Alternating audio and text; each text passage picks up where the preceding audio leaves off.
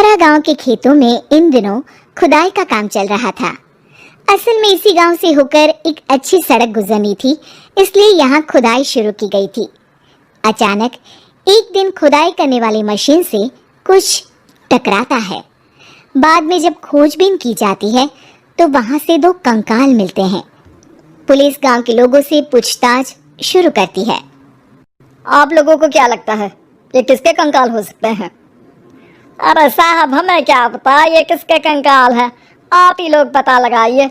हम लोग तो बहुत ज्यादा डरे हुए हैं। हाँ, हमारी फॉरेंसिक टीम अभी आ रही है। ये बताओ कि इस गांव के रहने वाला कोई जोड़ा गायब तो नहीं ना? क्योंकि शुरुआती जांच में तो ये बात सामने आ रही है कि एक कंकाल किसी पुरुष का है तो एक किसी महिला का। साहब, हमें तो बहुत डर लग रहा है। ऐसे कंकाल मिलने का मतलब गांव के आसपास ही किसी की हत्या हुई है या फिर किसी को जलाकर मार डाला गया है। हाँ साहब, हम अपने परिवार को लेकर बहुत ही ज्यादा परेशान हैं। देखिए, आप लोगों की परेशानी हम समझ सकते हैं, लेकिन आप लोगों को पुलिस का सहयोग करना होगा, क्योंकि आपके सहयोग के बगैर हम ये पता नहीं लगा सकते हैं कि आखिर ये किसके कंकाल है और इनकी हत्या किसने की। ठीक है साहब, गांव के लोग आपका पूरा सहयोग करेंगे। हाँ साहब, पूरा सहयोग करेंगे। तो फिर ठीक है, हम अपनी जांच शुरू कर देते हैं।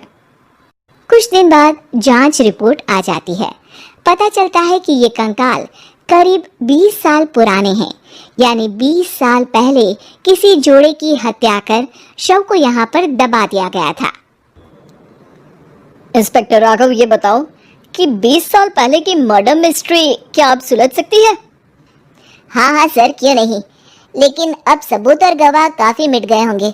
मुश्किल तो होगी, लेकिन शायद किसी परिवार को इंसाफ मिल सके। इंस्पेक्टर राघव, आप बिल्कुल सही कह रहे हैं। किसी परिवार को तो इंसाफ मिलेगा ही और किसी को उसके किए की सजा भी मिलेगी। जी सर, मैंने तो जांच शुरू भी कर दी है। 20 साल पहले इस गांव के दो जोड़े अचानक कहीं गायब हो गए थे। मैंने दोनों ही परिवारों के बाकी के सदस्यों से बातचीत शुरू की तो उन्होंने बताया कि उनके बच्चे शहर गए थे, लेकिन आज तक वापस नहीं लौटे हैं। लेकिन ये दोनों शव किस परिवार के सदस्यों के हैं, ये कैसे पता चल सकेगा? सर, मैंने डीएनए टेस्ट करवा लिया है। आज शाम तक इसकी रिपोर्ट भी आ जाएगी। अच्छा, ठीक है। उसी शाम को सर, डीएनए रिपोर्ट के मुताबिक ये दोनों ही लाशें चौरा गांव के रहने वाले प्रधान सुल्तान सिंह के बेटे और बहू की है। लेकिन इनकी हत्याएं किसने की है, ये कैसे पता लगेगा? इसी का तो पता लगाने की कोशिश में जुटा हूँ सर। आज सुल्तान सिंह से मिलने भी जा रहा हूँ। मेरा बेटा और बहू तो मेरे लिए सिर्फ यादों में ही रह गए थे। हमें उनकी लाशें तक नहीं मिल सकी थी। आज 20 साल बाद उनके कंकाल मिले हैं। मैं अब किसके लिए जीऊं?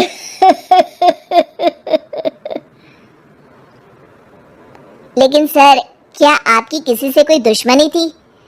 अपने बेटे बहू की हत्या के लिए आप किसे जिम्मेदार मान रहे हैं? अब मैं किसका नाम बोलूं? मेरी तो किसी से दुश्मनी नहीं थी, बस मेरे बेटे बहू को कोई वापस ला पाता।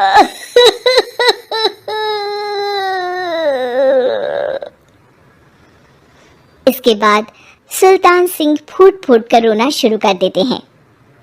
सर, अब आप इनका अंतिम संस्कार करवा सकते हैं। कम से कम इनका शरीर ना सही, इनका कंकाल तो आपको मिला है। लेकिन हाँ, अगर आपको कुछ भी याद आए तो जरूर बताइएगा। मेरी तो बेटा अब उम्र हो गई है, लेकिन मेरे बेटे और बहू के हत्यारों का जरूर पता लगाइएगा, क्योंकि जब तक हत्यारे पकड़े नहीं जाएंगे मेरा मन नहीं मानेगा। सर, हमारी पूरी कोशिश रहेगी हत्यारे को पकड़ने की। लेकिन एक बात बताइए, उस वक्त आपको किस पर शक गया था?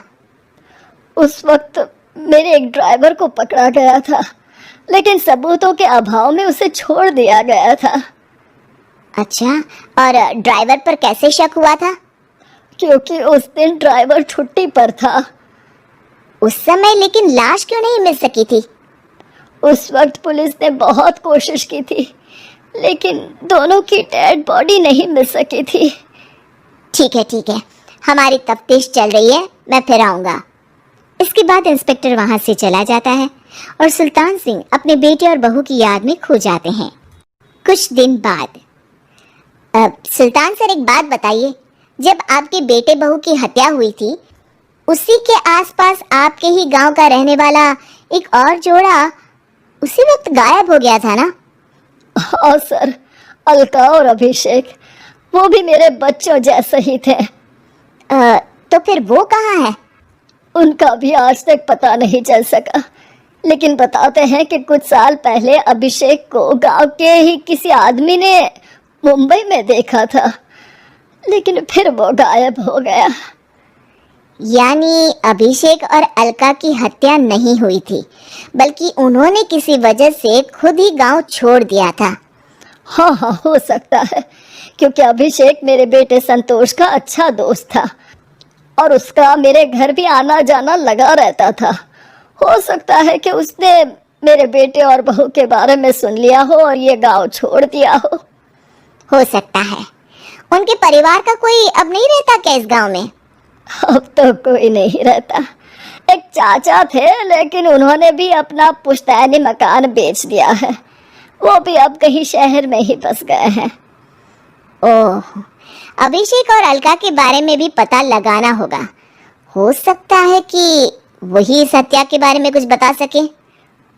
हो तो सकता है, लेकिन वो बेचारे तो खुद ही वक्त के मारे थे, वो क्या बताएंगे।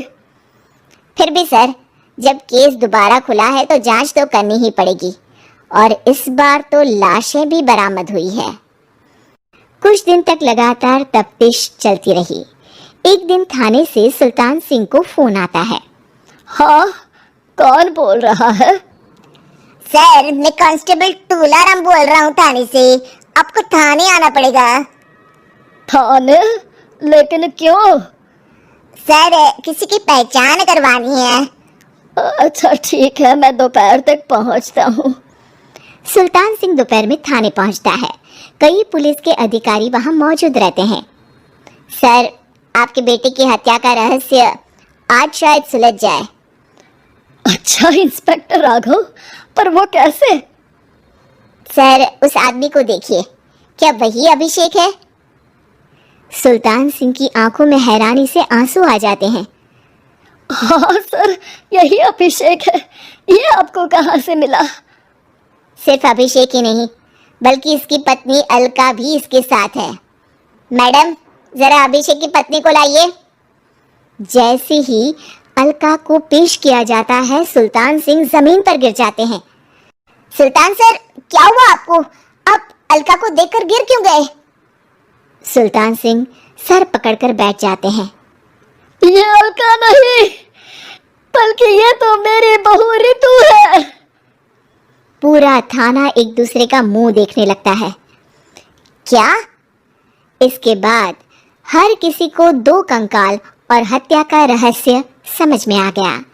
अभिषेक और रितु ने मिलकर संतोष और अलका की हत्या की थी और लाश को जमीन के नीचे दबा दिया था।